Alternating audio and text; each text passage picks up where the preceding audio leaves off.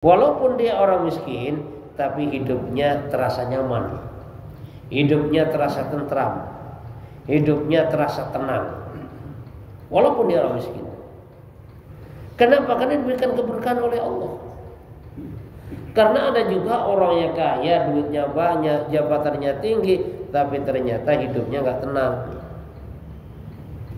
Kesenangan bisa dibeli, tapi ketenangan gak ada yang jual. Dia ingin senang, cari kesenangan. Apa kesenangannya? Mabok, bisa mabok dibeli. Perempuan bisa dibeli. Pendek kata, kesenangan itu bisa dibeli, tapi ketenangan ini tidak ada yang jual. Dan ketenangan ini akan Allah berikan kepada orang-orang yang menjaga daripada yang namanya sholat berjamaah. Sehingga Pak, apa gunanya Pak? Duit kita banyak, harta kita banyak, rumah kita di mana-mana, mobilnya mewah, tapi hidupnya nggak tenang. Nah, orang yang hidupnya nggak tenang ini berarti selalu gelisah, beban hidupnya berat. Yang namanya orang gelisah, hidupnya nggak enak, mau makan nggak enak rasanya. Bisa beli makanan enak, tapi nggak bisa makan enak.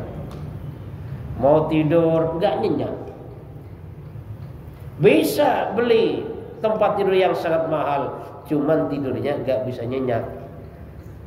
Ini tanda-tanda orang yang hidupnya adalah gelisah. Nah, makanya agar supaya hidup tidak gelisah, hidupnya tenang, hidupnya aman, diberikan keberkahan oleh Allah Subhanahu wa taala, maka jagalah yang namanya sholat berjamaah. Makanya kenapa Rasulullah SAW sampai membakar orang-orang yang sholatnya di rumah?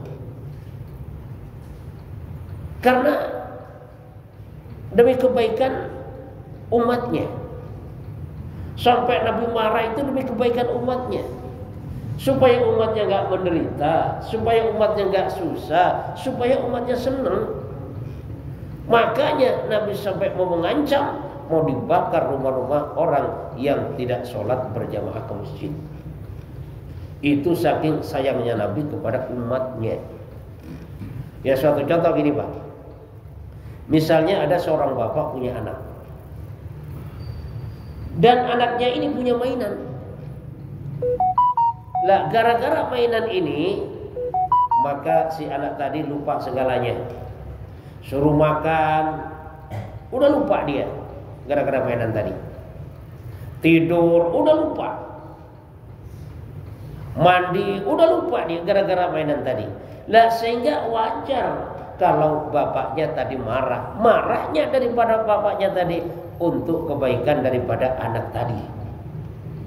Tapi kalau marah nggak dianggap, bahkan kadang-kadang tambah susah dibilang itu anak, sampai akhirnya mainannya itu diambil dan dibanting sampai pecah berantakan oleh bapaknya. Itu semuanya pada dasarnya bukan bapak nggak sayang sama anaknya, justru membanting mainan tadi agar supaya anaknya menjadi baik, dan itu bukti daripada sayang orang tua kepada anak.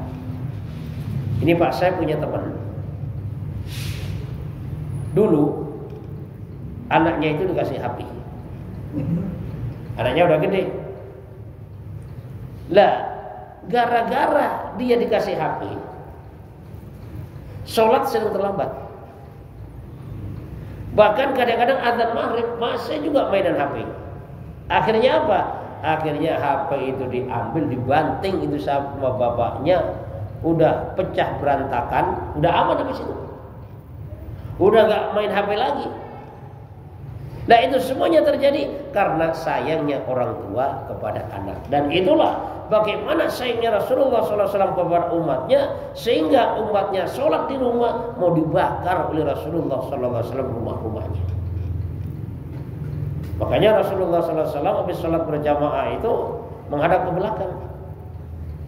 Lihat coba siapa kira-kira ini yang tidak hadir. Diperhatikan satu persatu sahabatnya siapa yang kira-kira tidak hadir.